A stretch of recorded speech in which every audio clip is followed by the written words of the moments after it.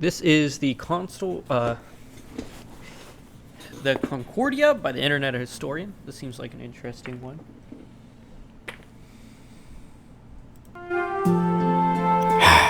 The Costa Concordia. I know Ship of dreams. He puts a lot of effort into his videos. It's been 8 years. I can still smell the buffets from their 5 restaurants. The casino and 3-story theater had hardly been used. I would be honest, I don't think I would ever get on a cruise ship.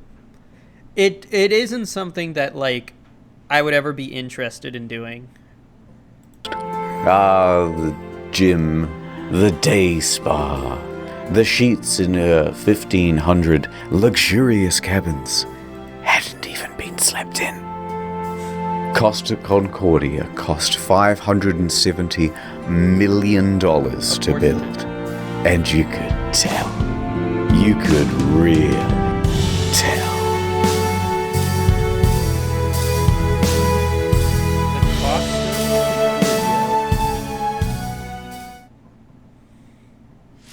I remember it like it was just a few years ago.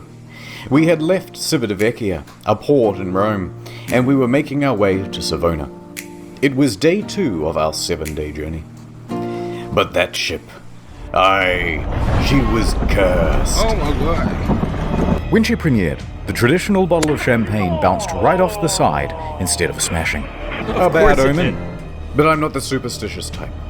Nothing could go wrong on Friday the 13th of January, 2012. Did it really go off on Friday the 13th? On the 100th year anniversary of the Titanic. What? Who thought this was a great idea? No one looked at this? On a ship that's also only safety rated for 2-compartment flooding. Especially not when you have a 5-star max-level captain like Francisco Scatino. Okay. A man who mysteriously rose from head of security to the position of captain within just a couple of years. He knows exactly what to do in case of an emergency. For example, when he caused this emergency in 2008, when he crashed into a port in Sicily. And in 2010, in Warnemünde, Germany, when he was steering a different ship and came into port too fast and caused another collision.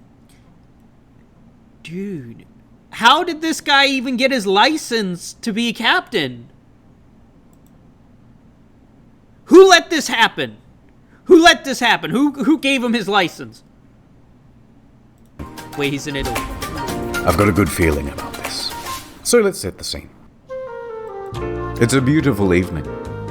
People are having fun on the slides, drinks at the bar. Antonio Magnotta is playing piano at the restaurant. Look at it. Martin the Magician is setting up for his show. And the ship is setting up for a little detour. It's called a sail-by salute. Basically, you get real close to the shore and honk the horn. The locals hate it, but the customers love it, and it's a tradition. Scatino, the captain, comes into the dining hall with a lady, Domenica Samorton. Remember this face, because you'll be seeing a lot of it later. Scatino eats his dinner with her, and socializes for a little while. Then he, Domenica, and the maitre d' finish up and excuse themselves. They're heading to the bridge. It's time for that sail-by salute. This time, they're going to get closer than ever. Just 1,500 feet from the island of Giglio. Of course! That sounds like a grand idea. What a good idea. Well, of course, the captain is going to eyeball it. Apparently it's not. Dude. The man eyeballs it with $570 million ship?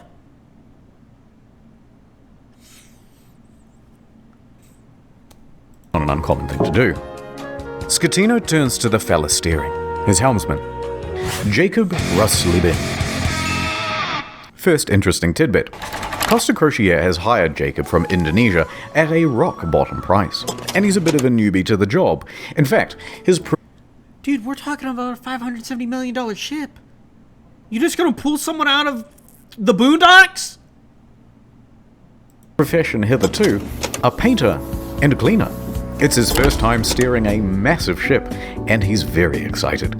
At least, we think he is. It's hard to tell because he doesn't speak English or Italian very well at all. Off to a good start. The second in command orders the Right. helmsman to 290. Now, don't be confused by these numbers, they're just the degrees on a compass. At the same time, the captain whips out his cell phone and calls former captain Mario Palombo, who lives on the island. They chat about the safe distance to Giglio's shores. It's all very casual. Anyway, Mario says that the safe distance is between 0.3 and 0.4 miles from shore. The captain is going all in. This is not his first sail by salute, so he's confident in what he's doing. We're going closer than we've ever been before. The captain's eyeballing it again. New heading of 300, he tells the helmsman. Downstairs, Martin is about to cut his assistant in half. And of course, that means that there's already a lady inside this box. She's waiting for the cue, and then she'll poke her legs out. The captain is giving more orders. Pulling gently to 310. Increase speed to 16 knots. Going this fast is going to be a fatal error. But before we talk about that, let's talk about another big problem. Language barrier. Because at this point, the captain says 325, but the helmsman relays 315. So the first officer intervenes, and he goes, no, 335, which is also wrong. And then the captain clarifies, no, 325. The helmsman confirms 325. Their poor communication has them moving at a much wider angle than they think they are. However, the captain should and would know this, except for the next problem, complacency about procedure. The standard procedure of a ship this large is for the third officer to give exact positional coordinates every time the captain gives a new directional order. But they're not doing that. 330, he says. The helmsman relays. This is a $575 million ship. What, like, wouldn't every procedure known to man take place on this? Like, the safety it's not just about safety, it's about, like, succeeding and getting your money back.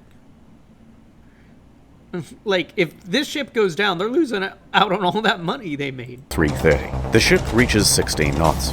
The captain then turns to the second officer and instructs him to go to the left wing. That's these things here, and they basically exist so you can get a better view over the whole vessel. Right.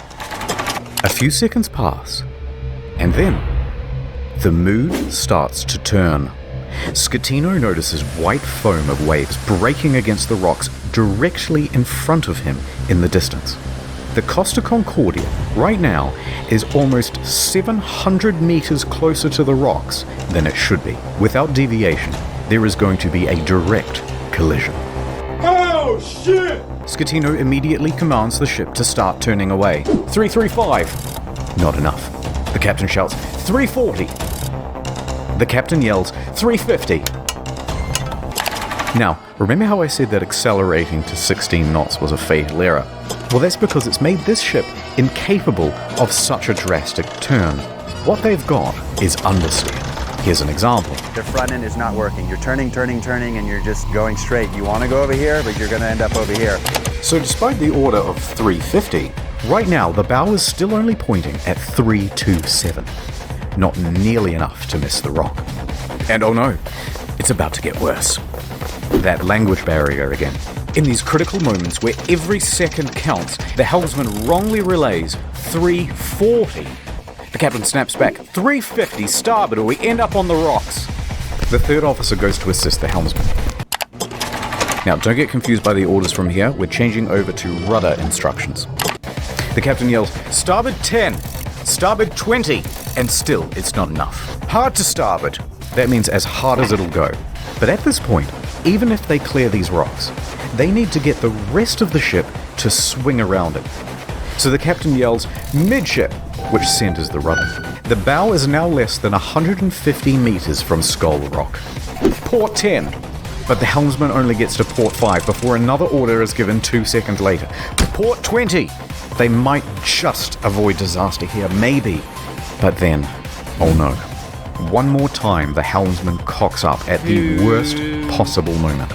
The helmsman goes to starboard instead of port, undoing the swing. 8 seconds later, he realizes the error and corrects, but it's too late. He has just turned a probable near miss into a sure hit. All they can do now is hold on as the bow of the ship narrowly passes by the rocks. Hard to port! The second officer yells, "We're gonna hit!" Collision.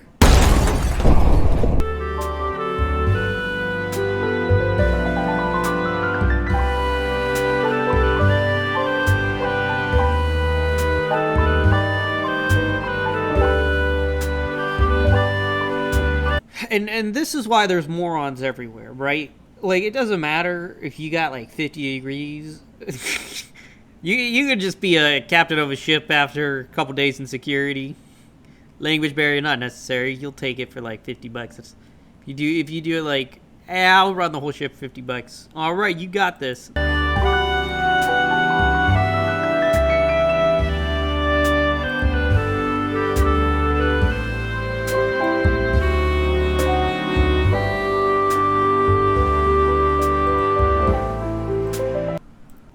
Down. Looking. Do struggle. Fuck. Rhymes. Discount. Add. Okay. The ship hits rocks on the port side. A 53-meter gash opens up in the hull, and thousands of tons of water begin pouring in. A loud scraping and bang is heard by all passengers. At the helm, there's panic. Rumblings in the dining room. Martin awkwardly pauses his act as he's helping his assistant into the box. Meanwhile, the lady inside is trapped and terrified. There's confusion across the ship. All of the crew off shift come back on duty. All officers run to the bridge. Technical crews run down to the lower decks to assess damage. On connection with the rocks, they lose propulsion and slow to 8.3 knots. And they are now adrift. Close the watertight doors at stern. Enormous volumes of water are pouring in. So much so that within 29 seconds of collision, all 6 engines stop working through flooding. Of course they did. 22 seconds later, a blackout happens. Lights, electrics, the water pumps too, everything. The captain orders the helmsman hard starboard. This is the final position of the rudder before power to that too is lost. The Costa Concordia, now without power, is drifting starboard, plunged into absolute darkness. A quick breakdown of the flooding. When the Concordia struck land, it tore open 3 watertight compartments. At first, compartment 5, which filled very rapidly. Then 6 more slowly, 4 shortly after. Then 7, 8, and 3. Modern ships are built to withstand 2 compartment breaches. These compartments especially, though, are a problem, because they contain the engines and the electrics. These main generators give power to the whole ship, from propulsion motors to rudder to hotel functions, pretty much everything. When they went out, the ship was a functionless, sinking cage. A few seconds later, the emergency batteries for internal lighting and communications kick on. When the lights come back on, Martin has vanished.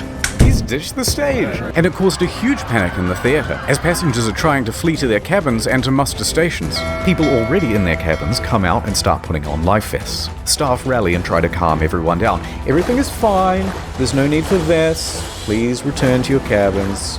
The emergency generator starts. All of the watertight doors close except for door 12, which is jammed. The captain calls Pilon, the chief engineer, as the ship begins to list on the port side. There's water coming in? Yes, there's water. But where? The engine room. But a lot of water? Yes! There's water, you can't go down. Let's go down the other side. In a moment we'll start the pumps, I'll let you know. In the theatre, the whole magic box apparatus slides right off the stage and falls into the crowd, further increasing panic. On the bridge, an announcement is being prepared. They are going to lie to prevent a panic. Let's just say we have a blackout. The deputy... They lied to everyone on the ship? That's their idea? Dude. How many sues? Right? They got sued over this. Because he's representing whatever company owns the ship, right? Deputy Chief Engineer enters the engine control room. He confirms to the bridge that at least compartments 5, 6, and 7 are flooded. Announcements are made. The captain to inform you that due to an electrical fault, which is currently under control, we're currently in a blackout. Our technicians are working to resolve the situation and will inform you of developments as they occur. Thank you for your attention. Coincidentally, at this same time in the restaurant, they're playing My Heart Will Go On, and it's very much not helping the situation. The captain calls the Costa Crisis Unit, Roberto Ferrarini. He tells the crisis unit that they've hit a rock, that they're assessing damages, and that they are also in a blackout. The crisis office says to reverse the ship up onto shore. Well, how are you going to do that? You don't have power to the rudder, let alone the engine. Hoist the sails? Anyway, around this time, the wind direction creates a starboard list, and the ship begins to turn anyway, drifting right back towards the shore, which is a very good thing because you want the ship to end up as close to shore as possible.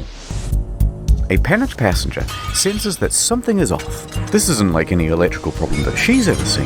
Plus, there was a massive crashing noise and now the ship is tilting. So, she contacts her daughter in Italy. The daughter then calls the police, and the police call the harbour master. While that goes on, a conversation between Pilon and Ambrosio. The diesel is not starting. The captain asks the engine room, but where have we made contact?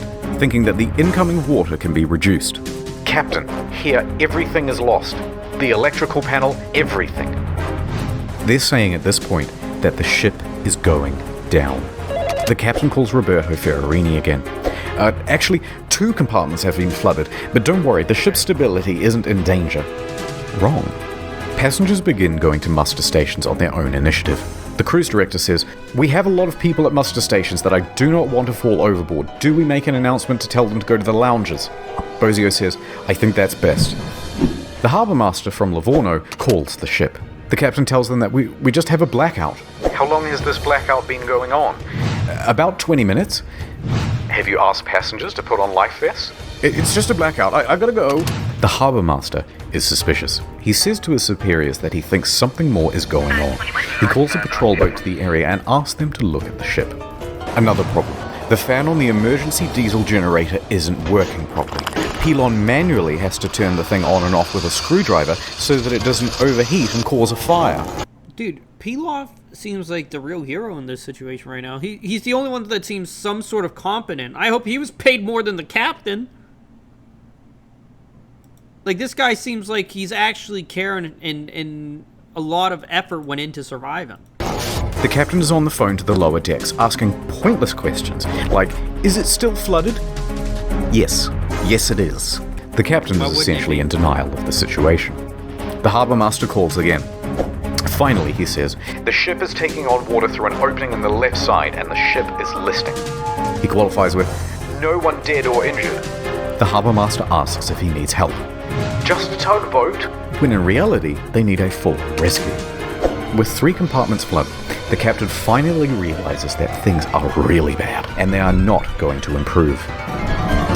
The Coast Guard orders every available ship to the scene. Meanwhile, up with the passengers, the cruise director's assistant says, everything's under control. Please return to your cabins or hang about in the lounges, no problem. She said this despite knowing it was wrong and that it further endangered lives. Most passengers at this point, though, aren't listening to this nonsense, and they're busy figuring out how to abandon ship. Bang, bang, bang, bang, bang, bang, bang. Local television has already picked up the story and they begin broadcasting live radio feed from the bridge. Hey, Capo. Captain, the passengers are going on board the boats.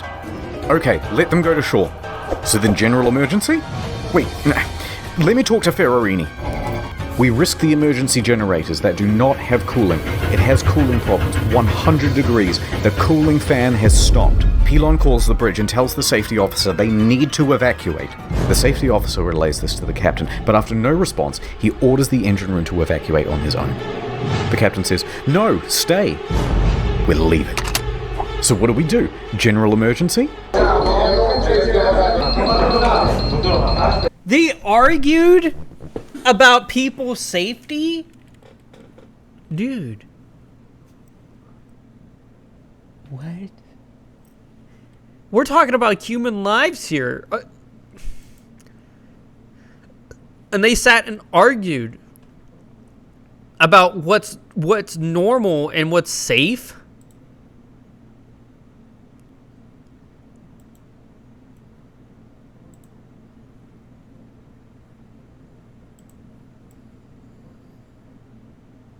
That's more than an embarrassment. The captain tells Ferrarini that he's abandoning ship. Abandoned ship! Another announcement is made. Ladies and gentlemen, your attention please. The situation is under control. Please remain calm. But at this time, proceed to your muster station. They're located outside on deck 4. The Livorno Coast Guard calls again. The captain declares distress. The Coast Guard officially calls for rescue operations. They contact Pietro Mille, the helicopter base commander, who then calls in every available pilot. As he rushes down to the helicopter base, Pilon shuts down the emergency generator for the final time. The first rescue vessel arrives. By this point, the lifeboats are already going. Luckily, the ship is very close to shore. Oh, perhaps too close to shore. The ship forcefully runs aground, creating an uneven center of gravity, and it begins heavily listing starboard. The captain issues a general emergency on board. The announcement to abandon ship is finally called and alarms ring out, and with that comes panic. And now that they're listing, with many of the lifeboats too awkwardly positioned to enter the water, there aren't enough readily available, and they have to start going back and forth to the shore, picking people up and dropping them off. The patrol boats report to the Livorno harbour master that the ship has run aground and is listing heavily. So the harbour master asks the captain about it, and the captain says, no, the ship is still floating. In fact, we're trying to maneuver it onto the shore. They know he's lying. Hold on, I'm reversing it. Beep, beep, beep, beep, beep. The captain then says to bottom out the starboard anchor. So they drop out the anchors, but let out too much chain, effectively rendering them useless. The deputy mayor of Giglio, Mario Pellegrini, and tobacco shop owner Giovanni Rossi arrive at the harbour. They watch the scene unfold. As the first of the lifeboats arrive on shore, the deputy mayor takes the initiative and races to board one of the lifeboats, returning to the ship, and starts trying to find someone in charge. He gives up and starts helping passengers. Scatino tells everyone to leave and take radios, but not before changing out of his uniform and into a nice suit. Priorities. Dimitri Kostidis and Silvia Coronica leave with him. The maitre d' and Sir Morton both get out of there. By this point, approximately 300 people are still on the ship. Mille reaches the helicopter base. The first helicopter, a slow-moving Augusta Bell, was already rising from the tarmac for the hour-long flight south. Bozio is the last crew member left on the bridge, coordinating evacuation. He then leaves to help passengers board lifeboats. The bridge is now abandoned. And then, the ship's black box stops working. Apparently there were technical problems with it. That means, from here, things are going to get a little foggy in detail. A while later, rescue helicopters arrive, but they're struggling to find the ship because they're expecting it to still be well above water. Passengers are scaling down the port side by ladder as lifeboats return to pick them up. This is no joke. Oh my goodness. It was no joke anymore. Passenger? Yes.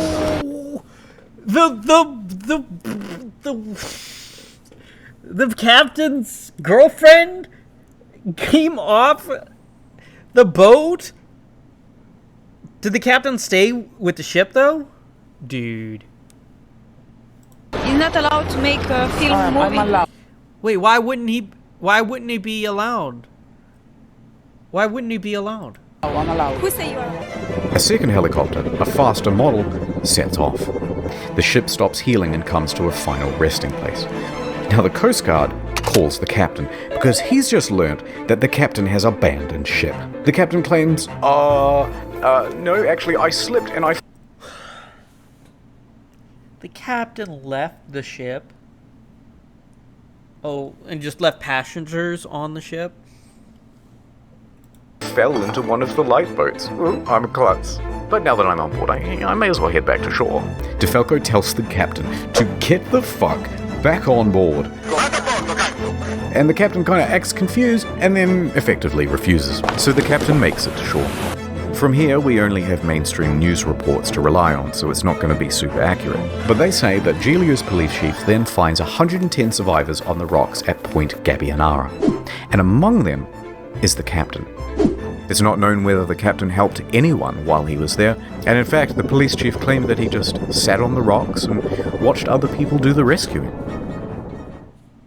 A while later, a rescue boat picks up the captain and takes him to the harbour. He speaks to the police. He then finds the ship's onboard chaplain, Father Rafael Molina, and cries to him for about 15 minutes. Then he goes... Rightfully so. He left everyone, right? He probably got someone killed from his own incompetence. Like, this is the point where a man can cry.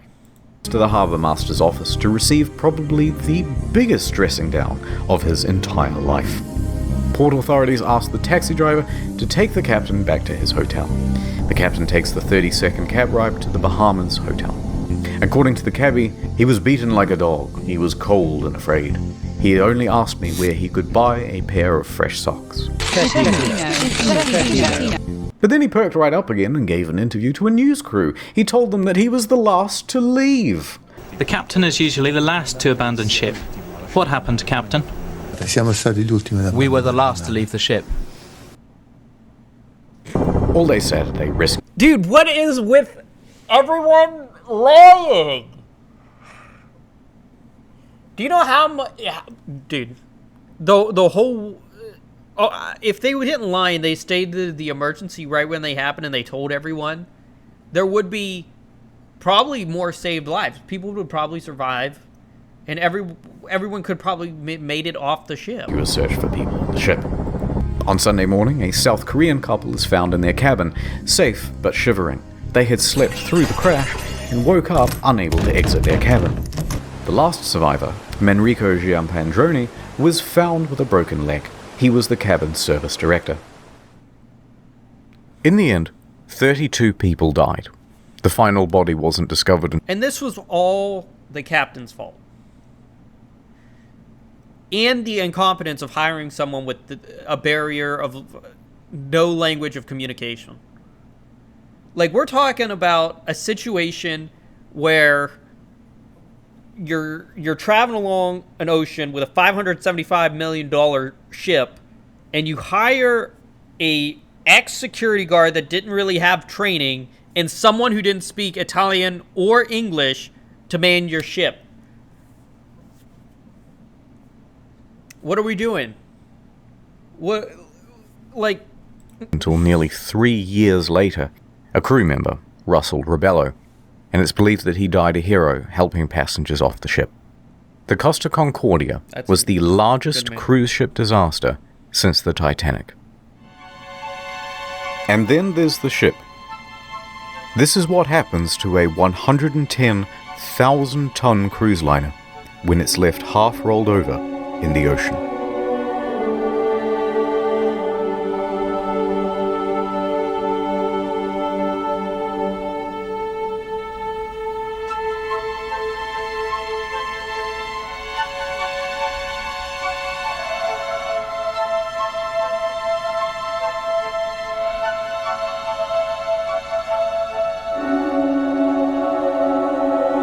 Nasty.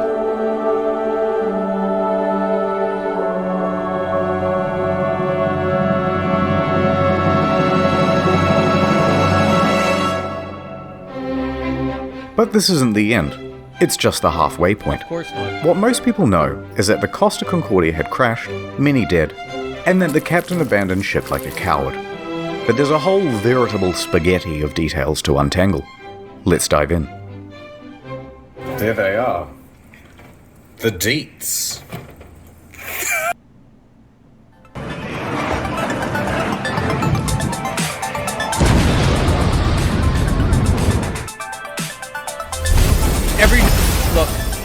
Every normal person would loot. I wouldn't, even me, I wouldn't put it past myself from looting. If we're going down on a ship, I'm taking some stuff. Any human being would. Loot box time. The Costa Concordia was more than just a floating resort. There's a mall, a casino, cha-ching, cha-ching. This iron chest was full of safes and cash registers and expensive fittings. And there were plenty of gamers prepared to sneak by authorities and try their luck in the hot zone. Within days, police divers reported that valuable items, once seen lying around the ship, were now missing. High-end liquor, expensive furniture, dining sets, cash from the casino, cash registers, jewelry and display cabinets, safes, Japanese woodblock prints by famous 18th century artists, as well as the iconic bell, which hung from the bridge of the ship. It was never found. Who steals a big fuck-off bell? Even the server admins were getting involved. 4 divers... I bet the bell's worth a ton of money, right? I bet that bell's worth millions of dollars. People is going to want it. Who were part of the company contracted to refloat the Concordia were spotted on CCTV, sneaking out to the ship. A patrol boat was dispatched, and the men were caught inside the fancy suites with rucksacks full of stolen goods. The 4 men are charged with stealing and thieving and pinching. Later on, stolen as well as legitimate items found their way to Amazon and eBay. Chips from the casino, postcards, and cabin access cards became highly sought-after souvenirs. It even has a watermark. Some Australian guy even made a listing for the ship itself, advertising it as buyer to collect. And although there were plenty of bidders, eBay pulled the plug.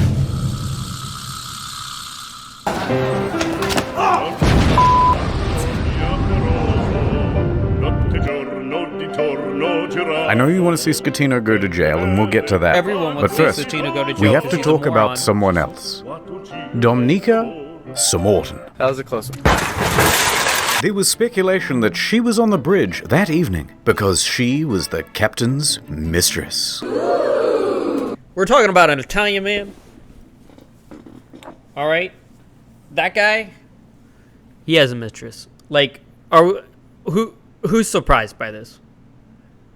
Is anyone really surprised by this guy having a mistress? No. Tense media speculation reports that her presence distracted the captain. They both denied their love for years and maintained that they were just friends. Although she did later admit to the media that she found him handsome. And how could you not? You so fucking precious. Oh boy.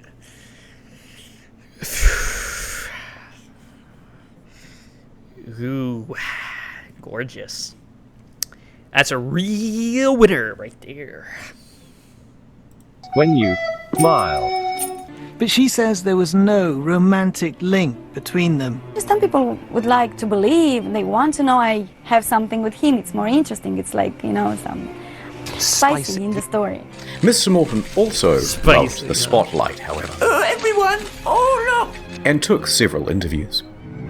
But as the pressure mounted upon her, she began making ominous threats to Scatino, saying he must confess, and that you have but 1 week to come clean. But things from here get weird. Spicy. Samorton is a bit of a wild card.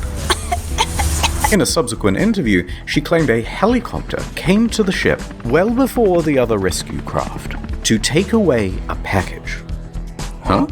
And what was that package? Drugs. Drugs, of course. Apparently. So rumors began that the ship was running narcotics. We are in Italy. There is no way that they weren't harboring drugs on the ship.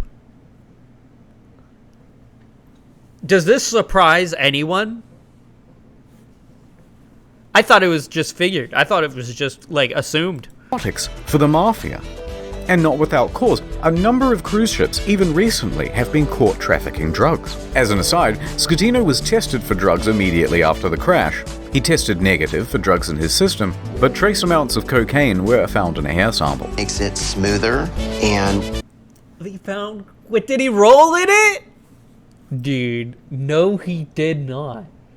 He did not just... He rolled in the cocaine. Well, that's why he couldn't... That's why he's eyeballing it. He's probably seeing 2 of them. Less dry. Nonetheless, the Concordia was searched and no drugs were reportedly ever found. Because they got How flown did off we the get ship. here? Oh, right, a helicopter.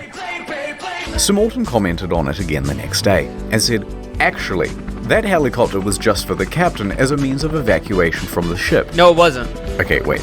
So she expected to get some sort of first-class rescue while everyone else was still stuck on the ship? Wait, how did we get here? Oh, right, sex with the captain. Divers were quick to head to the captain's cabin, where they found Miss Sir Morton's lingerie and other articles of clothing, as well as a makeup bag. The jig was up, but they continued denying it. Sir Morton mostly faded from international attention until she was told to appear before the court to present witness testimony. The judge pressed her to be truthful about their relationship, or she would be held in contempt. Either tell me the truth or shut up. So finally, she admitted it. Yes, I had a sentimental relationship with the captain. Stop. But now, stop asking about my private life. She was indeed the captain's lover. Uh-oh. Some Trouble Alert Nation. Scatino cheated on his wife with C. Morton. Oh my god! She and Scatino had been having an affair for several weeks. She also said that on the night she boarded, she didn't have a ticket. Does this surprise and anyone? Didn't need to pay because nobody questions you when you're the captain's lover. Naturally, she gave another confusing interview after leaving court. I want to say that today is the second time I die, because the first time I died in the night of the crash with my psychological brain and... Get out of here, dude. No. She's a moron, but like, just stop. At what point is it enough stupidity? At what point have I heard enough that I can't even fathom how stupid someone can be? Problems. And today I died the second time because, of course, people find out something that I try to hide. Subsequent to the trial, she... Yeah, but you didn't try to hide it. You got onto that boat for free, and you walked around as Tito's lover. You only tried to hide it when he became a problematic person. Used her fame in Moldova to become a political activist, often appearing on television and radio and in articles covering protests, accompanied by pictures of her being arrested by police.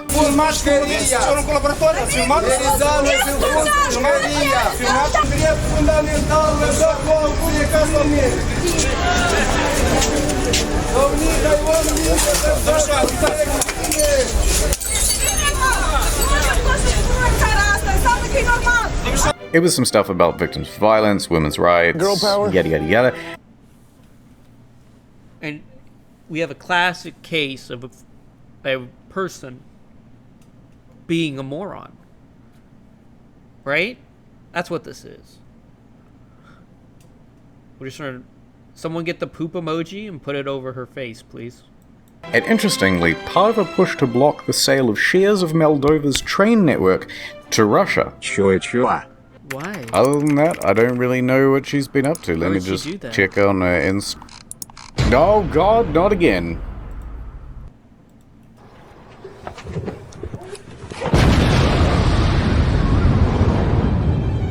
This is what I was waiting for. Several civil suits were quickly lodged against Costa Crociere, and their parent company, Carnival Cruises, immediately saw a share drop of 23%. Dump it. Passengers sought compensation for their damaged mental health, lost belongings, and loved ones. Either they allowed him to divert from his course, or they didn't know where their billion-dollar ship was. Within a few days, facing financial and media pressure, the CEO attempted to join the bandwagon against the captain and the crew. That was not the ordinary route that the ship was taking at the time, and was not only taking, but the time the ship was... Junior! Claiming that the ship was not approved to deviate from the route. But that wasn't true. Approval isn't required if the ship is deviating by less than 15 miles, or that it was against company rules. Also untrue, because investigators found that they didn't have any rules about deviating route, and they tacitly encouraged sail by salutes. Now, in response to the civil suits, Costa Crociere offered passengers 11,000 euros each as compensation. That's kind of small. 11,000 euros, about $14,000, is the minimum compensation under international law when a ship is abandoned. This was to reimburse them for their tickets, as well as any costs they accrued in having to unexpectedly travel home early. and that was supposed to release them from everything and anything that has to do with this accident. I cannot ask for more than this. Dude, it's not even close. If they came from the States, you're looking at $1,500. If you brought money, belongings, it's going to be more than that. And transport and hotels and fees and such. 11,000 euros. A lot of passengers, understandably, were not too happy with this deal, and they refused to take the money. We think the offer is an insult. For what these poor passengers went through, we think that the compensation being offered is not commensurate. Here, take it. Compensation being offered is not commensurate. Later, Costa Crociere would lodge a plea deal with the Tuscany court to pay a €1 million fine to avoid a criminal trial. The judge agrees. Costa Crociere is now off the hook for all criminal liability for the whole thing. They've washed their hands of the incident and flecked the residual droplets of responsibility onto the faces of 6 staff members. Passengers and relatives of the dead are livid that the company has been able to avoid criminal responsibility. Offered is not commensurate. Civil suits against the company continue. By the way, the residents of the island of Giglio also banded together and sought damages. They didn't get much. Eventually, passengers who refused the initial compensation of $11,000 joined civil parties against Schettino in his trial in 2015. Is not commensurate. They were awarded €30,000 each. Other cases, especially those involving lost relatives, are settled for undisclosed amounts.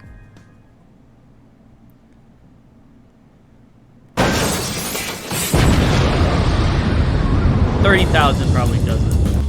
New York attorney Peter Renee traveled to Budapest to represent 6 real survivors of the disaster.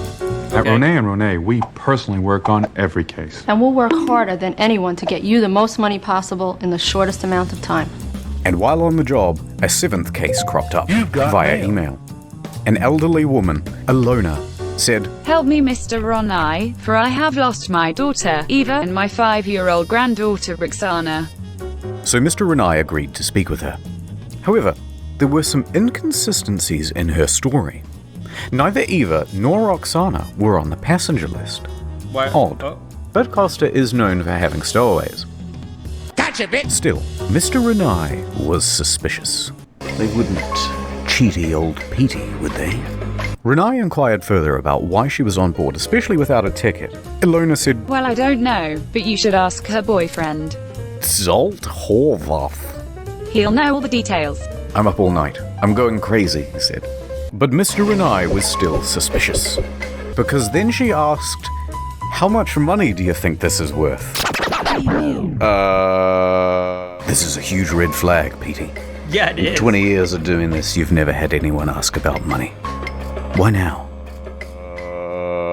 So Mr. Renai hired an investigator and sent photos around of the missing girl. The next day, the phone rang. Oh, hoi hoi. It was the boyfriend again. Look, there's been a bit of a misunderstanding and the child isn't missing at all. Uh-huh. And then he claimed he was confused because he had done too many drugs the night before. Oh. Okay, can I speak to the daughter then? At first, he was refused. So Renai said that he'd have to file a missing persons report to the police if he couldn't. The boyfriend relented. Okay. That night, Renai met with Zolt and brought the police with him. He speaks to the granddaughter and asks her if she's seen Mum. "Yeah, I saw her today." "Oh, really?" "Yeah, we went to the park today and we went on the swings." Oh no, the jig was up. So the mum walks into the room sheepishly. "It's a miracle!" And the story changed again. "Okay, I'm not dead, but I did injure my leg when I jumped from the ship. And then I immediately flew back to Budapest.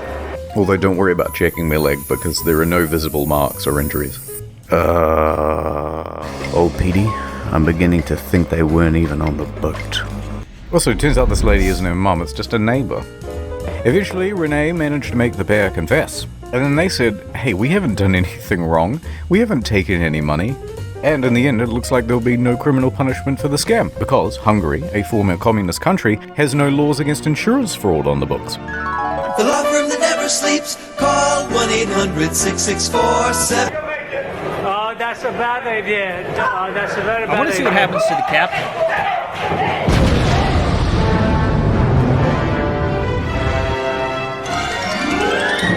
radio. Would you teach me some Italian? Oh, of course. No, Shenmue. Get back on board, for fuck's sake. Okay, thanks. Gregorio De Falco, the naval There he officer is. who shouted at Schettino to Vada a bordo Didn't this guy caso, already, became a bit of a national hero overnight in Italy. Work for the He, government? like the rest of the world, expected Schettino to go down with the ship.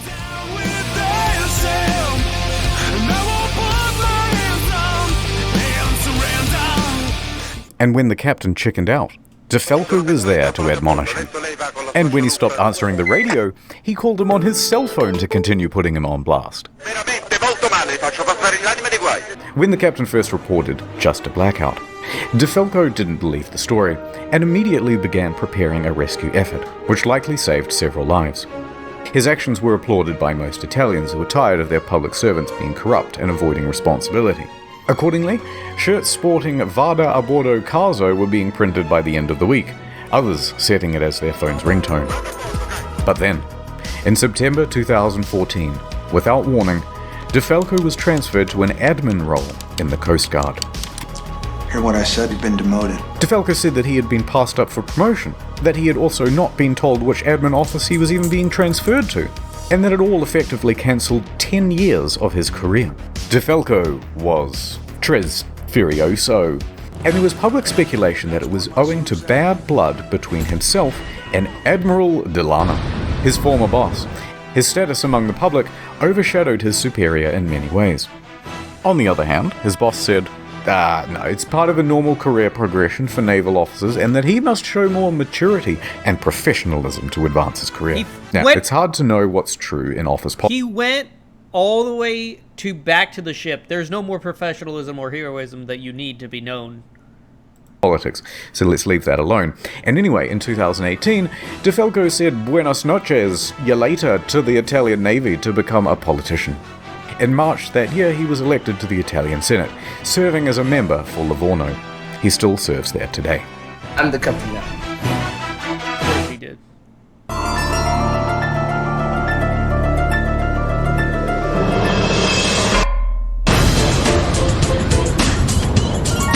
Here we go. The day after the disaster, Schettino was taken into custody by police and underwent questioning. However, it was clear that this would not be a straightforward investigation. So the judge released him under house arrest at his home in Sorrento, a town in Napoli. By July of that year, the house arrest was relaxed and he was allowed within this general area. Vicinity. While under house arrest, he wrote a book with this journalist from Rai magazine. I have no idea what it says, I don't speak Italian.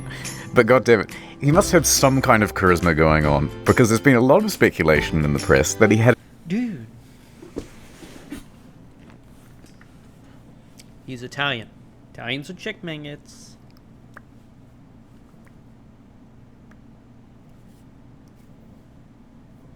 Can we cut that? We're live? I mean, he was a very civil dude. Probably just had tried to run his penis or something. an affair with her as well. You can't keep getting away with it! Hold on, I got it. Not content with abandoning his ship, this dude is determined to abandon his wife as well. So, Schettino and 5 others are facing criminal charges.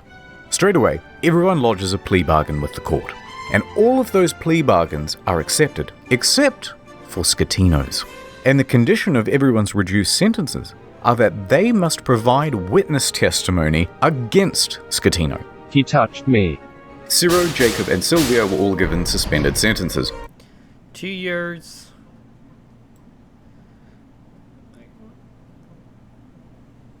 Roberto and Manrico are able to opt for community service or house arrest. Not a bad deal. A good deal. A good deal. And that meant that Schettino was now all on his own. Ciro, the first officer, was the first to give his testimony. On the witness stand, he claimed that Schettino was distracted by his mistress and other guests on the bridge. That there was confusion over who was in command. Guy was a chick, man. Then it He's was probably Jacob's looking at the ladies. And he said Lamau XD because he didn't actually bother with his testimony or his reduced sentence. He Why just would he? fled the country. It took authorities 12 months to eventually track him down on the outskirts of Jakarta. And when they said, "Oi, we still want that witness testimony," he just scalped it again. And he hasn't been found since. He's out of here. Ferrarini gave his testimony, then look, we don't have time to relitigate the whole trial, so let's just go straight to the verdict. Guilty! Of course. Schettino was found guilty of multiple manslaughter, causing a shipwreck, abandoning ship, and lying to authorities.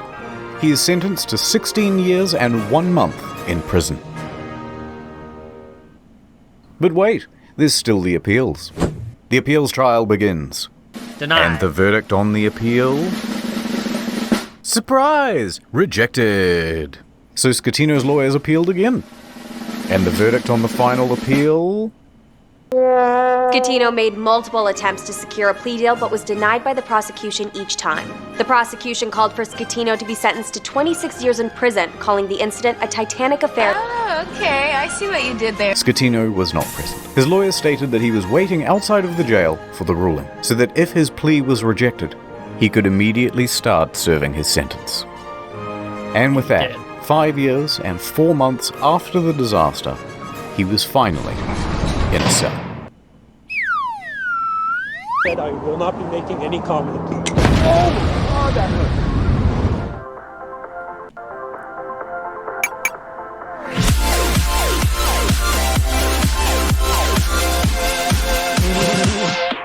The salvage operation was enormous. It took over 2 years and cost an estimated $1.2 billion. Which is Beginning way more in than early the ship. 2012, they first spent 2 months pumping fuel from the ship's tanks. At the same time, they had to pump seawater in so that the balance wasn't affected and the ship didn't slide around. In early 2013, a platform was built under the ship to prevent it from falling further. Sponsons were then attached to the sides of the ship and cables attached to the underwater platform. The sponsons were then dragged underwater and opened up to allow the ocean to fill them. The ship could then roll over properly. By late 2013, the ship was upright once more. The sponsons were then attached to the side of the ship to help keep it balanced. It now rested partially above water and crews could walk around safely. By July 2014, the water was removed from the sponsons and compressed air was pumped in to lift the ship. And she was ready to cruise again. This time to a port in Genoa. It was a 4-day towing journey to the docks where a 2-year process of dismantling and recycling would begin. That same weekend of the towing, Schettino was busy. He was the guest of honor at a white party on an island in the Bay of Naples. He appeared on the front page of a local newspaper, flanked by 2 of Italy's most eligible bachelorettes.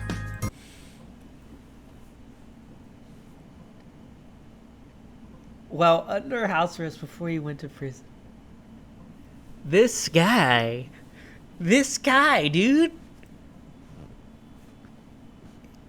Dude, he might have been the worst human being around, killing 32 people. But man, did the ladies like him. That was amazing. Anyway, so these are the things that I remember from the Costa Concordia.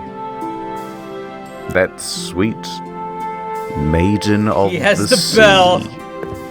All right, that was good.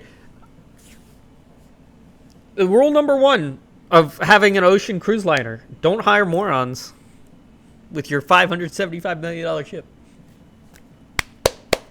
Solved all of your problems.